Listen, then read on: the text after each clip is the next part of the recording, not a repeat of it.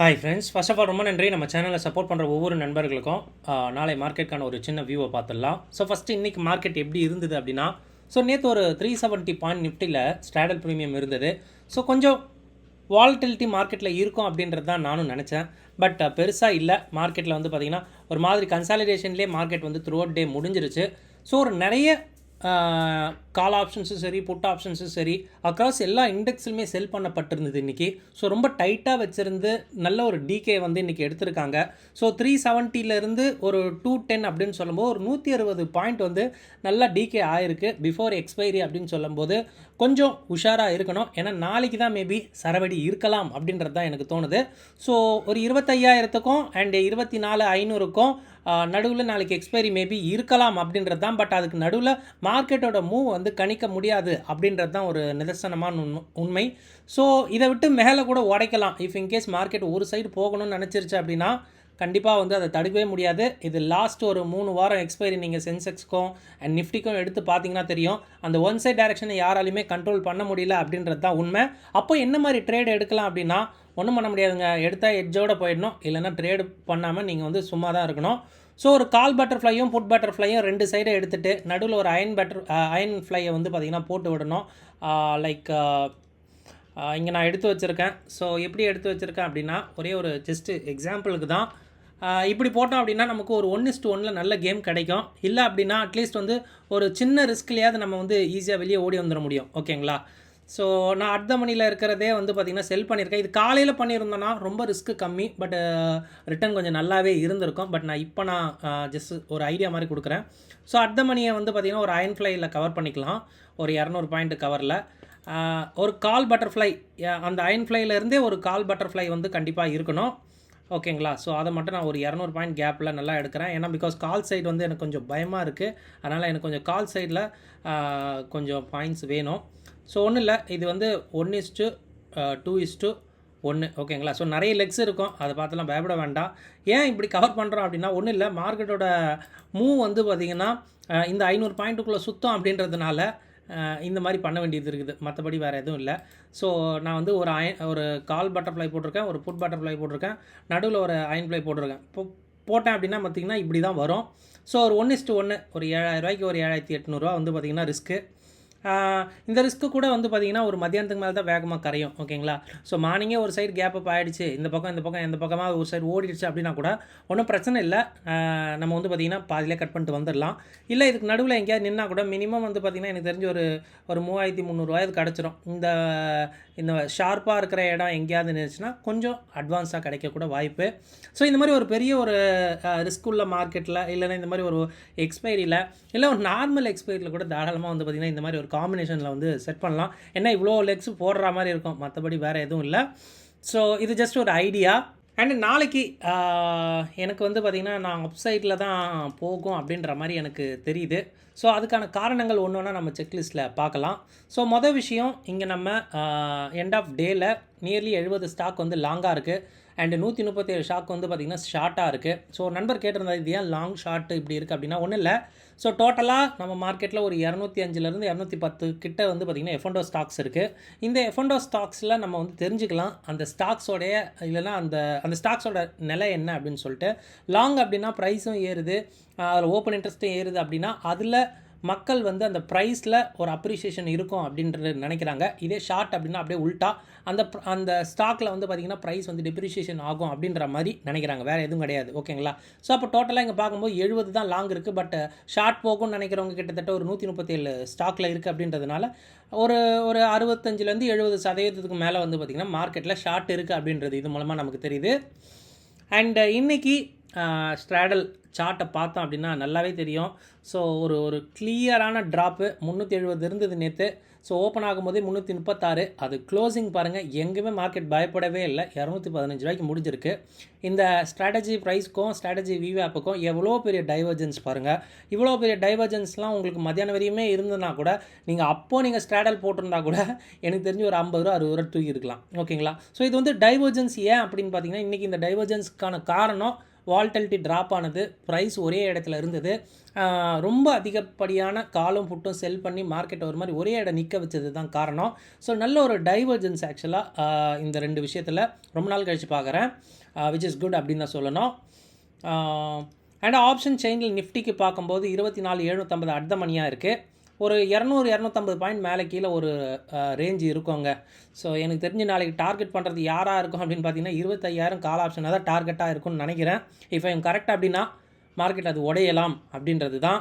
But skew என்ன சொல்லுது அப்படின்னு பார்த்தீங்கன்னா ஸ்கியூ வந்து டவுனில் போகும் அப்படின்றது சொல்லுது. டில் வந்து 24,500 வரைக்குமே ஸ்கியூ வந்து கம்மியாக இருக்குது அப்படின்றதுனால மார்க்கெட் அந்த சைடு அப்ரோச் பண்ணலாம்.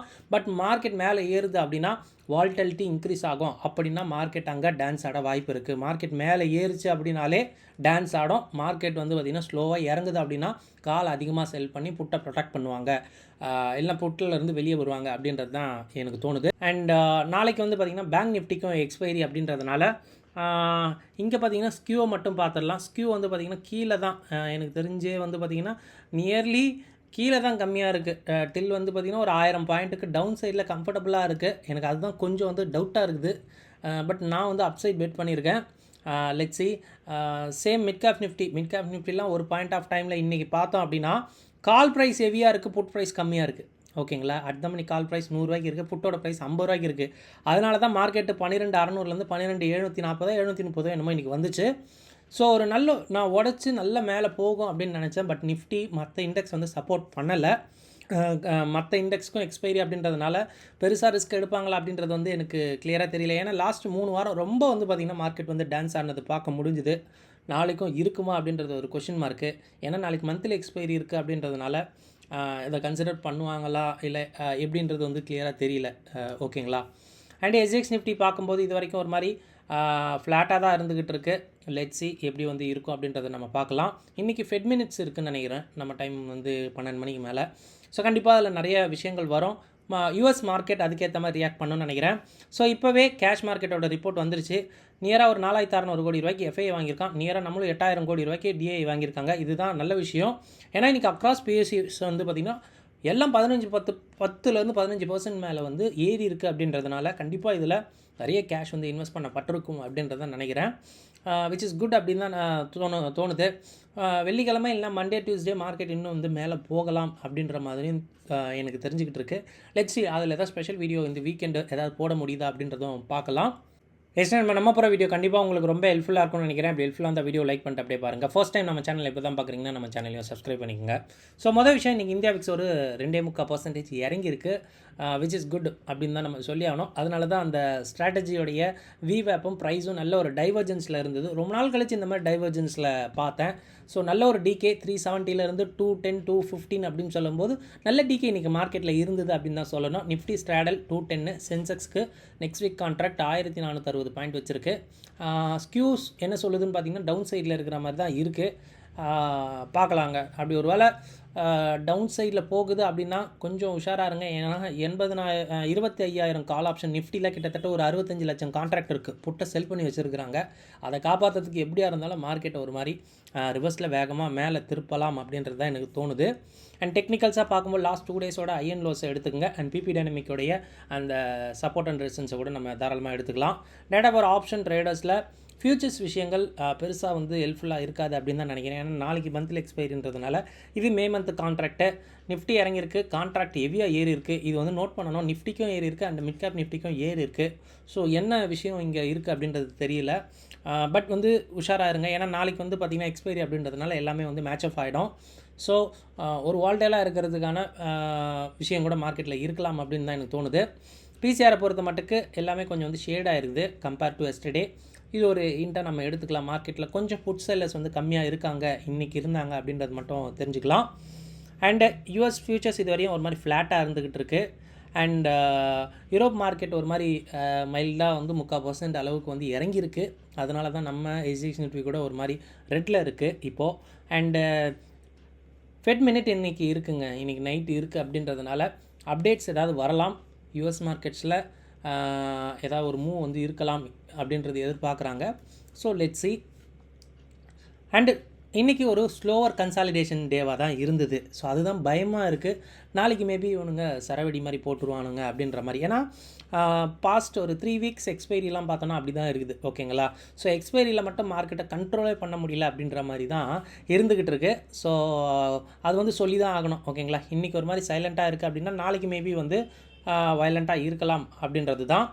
அண்ட் அப்சைடு தான் போகும் அப்படின்றது எனக்கு உள்ளே தோணிக்கிட்டு இருக்குது. ஓகேங்களா? ஒரு மாதிரி ஹெட்ஜாக தான் பொசிஷன் இருக்குது. ஒன்றும் பயப்பட வேண்டாம். ஸோ போனால் அந்த டெபிட் போயிடும், இல்லைனா நமக்கு ஏதாவது கிடைக்கும் அப்படின்ற மாதிரி தான் பொசிஷனு. அப்சைட் தான் வந்து எனக்கு ஏதோ போகும் அப்படின்ற மாதிரி உள்ளுக்குள்ளே தோணிக்கிட்டு இருக்கு. உங்கள் கருத்து என்ன அப்படின்றத கமெண்ட்ஸில் சொல்லுங்கள், நானும் தெரிஞ்சுக்கிறேன். அண்ட் கன்க்ளூஷனாக பார்க்கும்போது எஃப்ஐ வந்து டர்ன் பையிங் அப்படின்னு தான் சொல்லணும். ஒரு 4600 கோடி ரூபாய்க்கு வாங்கியிருக்கிறது ஒரு நல்ல விஷயம். அண்ட் இன்றைக்கி நிறைய பியூசி ஸ்டாக்ஸ் ஏறினதோ நம்ம பார்க்க முடிஞ்சுது. ஏன் பியூசி ஸ்டாக்ஸில் இன்வெஸ்ட் பண்ணுறாங்க அப்படின்னு பார்த்தீங்கன்னா, அப்படி இன்வெஸ்ட் பண்ணும்போது மார்க்கெட்டில் நல்ல ஒரு சைன் தெரியும். நல்ல ஒரு ஸ்டேபிளாக இருந்தால் மட்டும்தான் பியூசி ஸ்டாக்ஸில் இன்வெஸ்ட் பண்ணுவாங்க. ஃபர்தராக மார்க்கெட்டு வேறு ஒரு பாயிண்ட்டுக்கு போகும் அப்படின்றது எல்லாராலையும் சொல்லப்படுது. அதுவாக கூட மேபி இருக்கலாம் அப்படின்றது தான் நானும் சொல்கிறேன். அண்ட் விக்ஸ் வந்து ட்ராப் ஆகிருக்கிறது நல்ல விஷயம். அண்ட் ஒன்று என்னென்னா மந்த்லி எக்ஸ்பைரி அப்படின்றதுனால எதுவுமே வந்து கிளியர் கட்டாக சொல்ல முடியாது. நாளைக்கு டான்ஸ் ஆடணும்னு முடிவு பண்ணிட்டா டான்ஸ் ஆடிடும். ஓகேங்களா? விக்ஸ் வந்து வால்டிலிட்டி வந்து ஒரு மாதிரி டவுன் சைடில் இருக்கிறதும் கொஞ்சம் வந்து பயமாக இருக்குது. வேறு எதுவும் கிடையாதுங்க. செக் பண்ணுங்கள். இவ்வளோ விஷயம் எல்லாமே ஆல்ரெடி அவைலபிளாக இருக்க டேட்டா தான். உங்கள் ஓன் அனாலிசிஸ்க்கு அப்புறம் உங்கள் ட்ரேடை எடுங்க. இந்த வீடியோ பார்த்ததுக்கு ரொம்ப நன்றி. தேங்க்யூ. ஜெய் ஹிந்த்.